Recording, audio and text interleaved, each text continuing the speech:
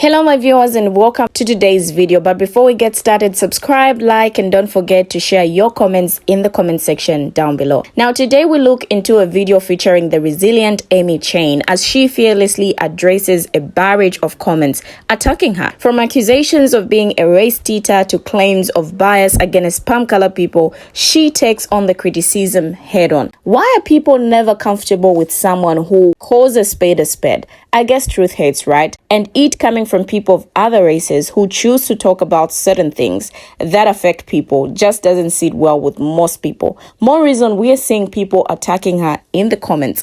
But join me as we explore her responses and challenging terrain of navigating discussions around race. But before we get into the video, a special shout out to her for fearlessly engaging in these conversations. For now, let's dive in. Here are the videos. Your need for society to be structured to lie to you about your history so you can feel good about yourself is your pathology, not mine. And the days in which people like you got to institutionalize people like me for refusing to uphold those lies are over.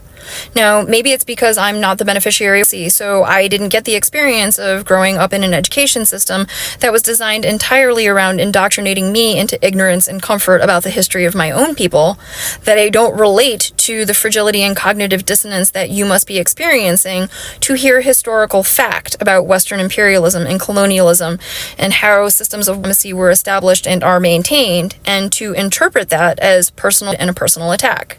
And maybe it's because for the rest of us in the United States who don't have that privilege, we are constantly immersed in the most unflattering depictions of ourselves and our people, our culture, and our history, that I also don't relate to happening upon the content of a random stranger who may be talking about how Genghis Khan's people that it changed the climate, or Chinese imperialism, or the Chinese civil wars, or the Chinese cultural revolution, and first of all, not already know that history for myself, and second of all, interpret information about that history as a personal attack on me.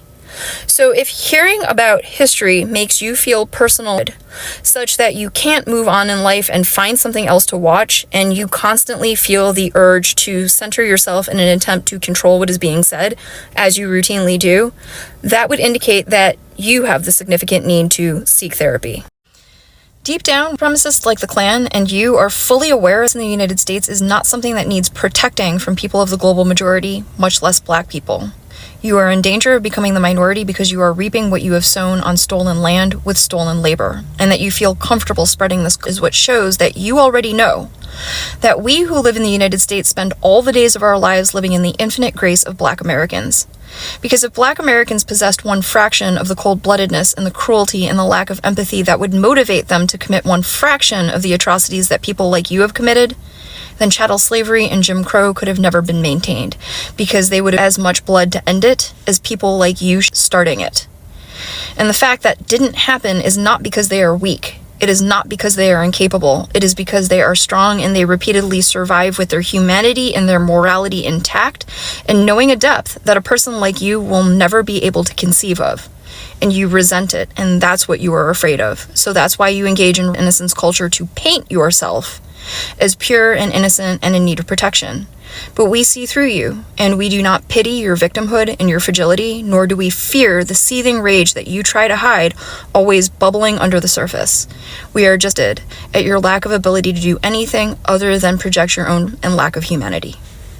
Oh good, I'm so glad that you brought this important topic up, because something I've always been curious about is if there are more people who are being killed by police. And to be sure, there are. As you can see, with Black Americans being 13% of the population, they're disproportionately affected, but that is a lot of people who are being police. Why are you okay with it? Where are the led protests? Where are the led organizations speaking out against police brutality? Why are there not more Americans joining with the advocacy that Black Americans are already doing to speak out against police brutality towards innocent people? And don't try to sell me on the line that it's because people experience oppression every day, it's just that they're more stoic about handling it. Because despite what a lot of you think, I didn't just arrive yesterday. I was born and raised here, and I've noticed that collectively you have a very long history of rioting.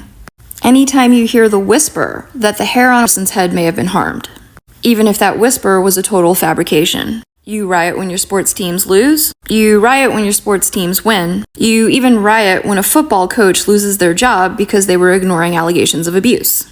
You pretty much riot any time you perceive that you might be losing power.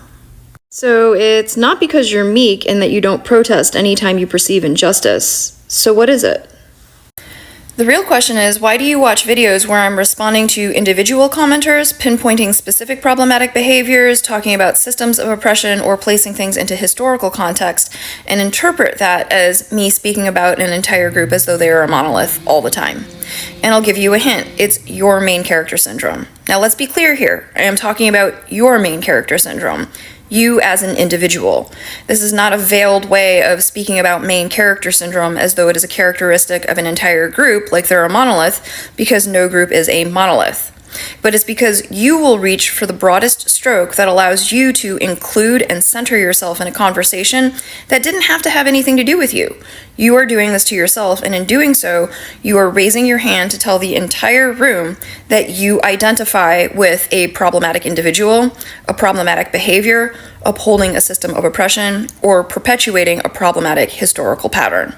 But because that makes you feel uncomfortable and misery loves company, you decide that you're not the problem, I'm the problem for speaking of an entire group as though they are a monolith. And as I've said before, just because you identify as being the problem, do not group all people together with you and drag them down with you, because they don't deserve that.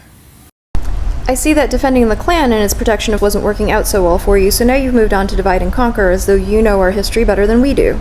As though your ignorance means that we don't know about the friendship between Dr. Martin Luther King Jr. and Thich Nhat Hanh.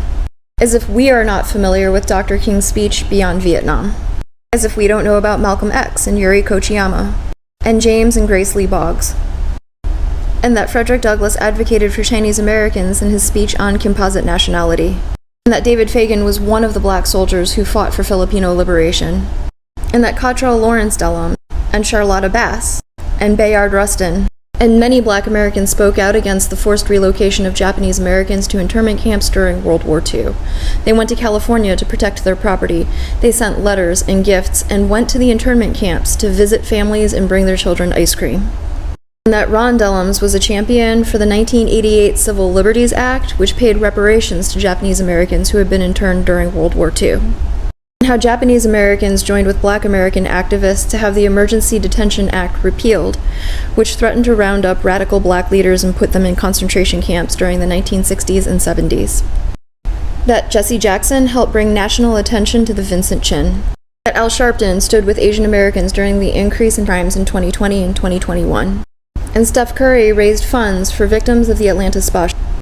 That over 70 Asian American organizations are strong supporters of black reparations, that many of us understand that life is more important than property, and that when black lives are threatened, everybody's lives are threatened.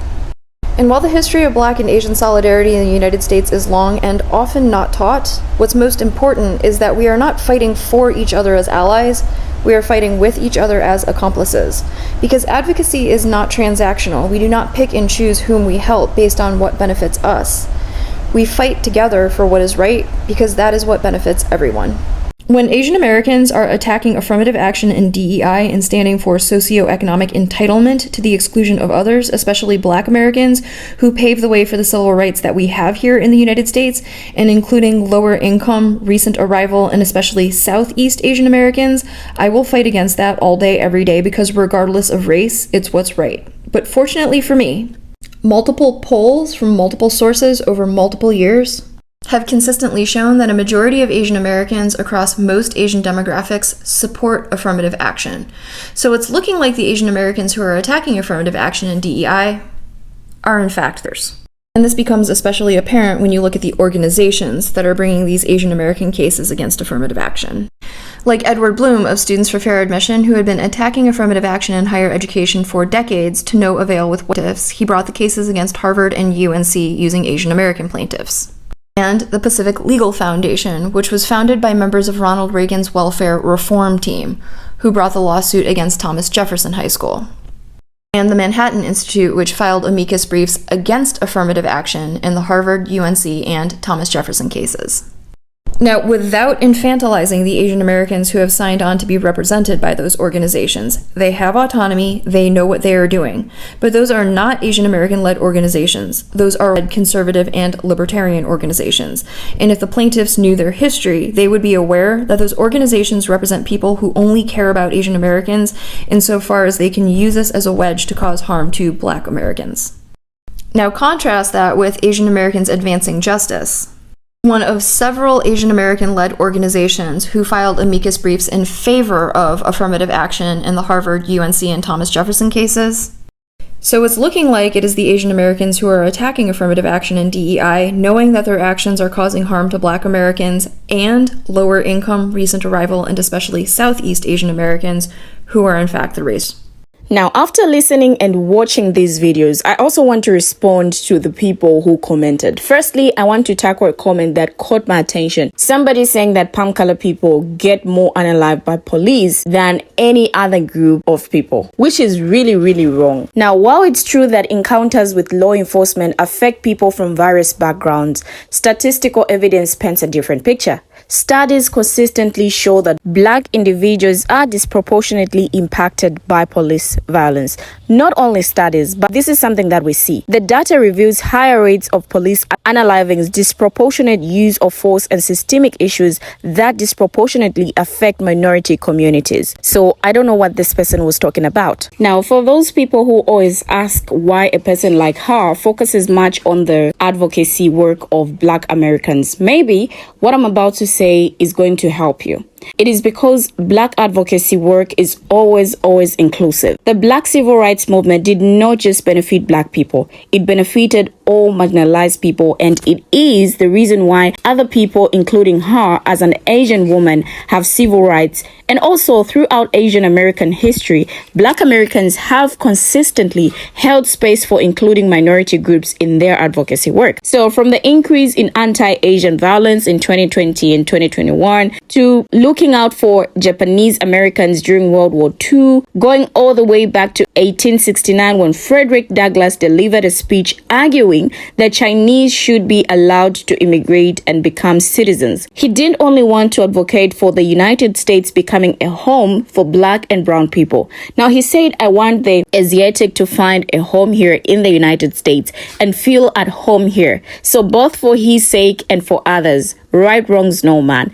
The voice of civilization speaks on unmistakable language against the isolation of families, nations, and races, and pleads for composite nationality as essential to her triumphs. Man is man the world over. This fact is affirmed and admitted in any effort to deny it. The sentiments that are exhibited, whether love or hate, confidence or fear, respect or contempt, will always imply a like humanity. If nations shall be in accordance with the principles of justice, liberty, and perfect human quality, no eloquence can adequately portray the greatness of the future. Now, I would like to marry what I'm just from saying to this comment which says that she's always fighting for Black people when Black people don't fight for Asians. The reality is that the fight for racial justice in the United States, led by Black Americans, has historically transcended individual ethnic lines. Black activists have been at the forefront of advocating for civil rights, justice, and equality, not just for themselves, but for all minorities. Their struggles have paved the way for advancements that benefit diverse communities, emphasizing the interconnected nature of the fight against systemic oppression. Expanding on the historical context, the civil rights movement of the 1950s and 1960s, primarily led by Black Americans, played a pivotal role in dismantling institutionalized segregation and discrimination. The efforts and sacrifices made during this period were instrumental in securing legal rights and freedoms for all racial and ethnic groups. Now, the advocacy for affirmative action, equal employment opportunities, and anti-discrimination policies championed by Black activists have benefited not only African Americans but also Asians and other minorities.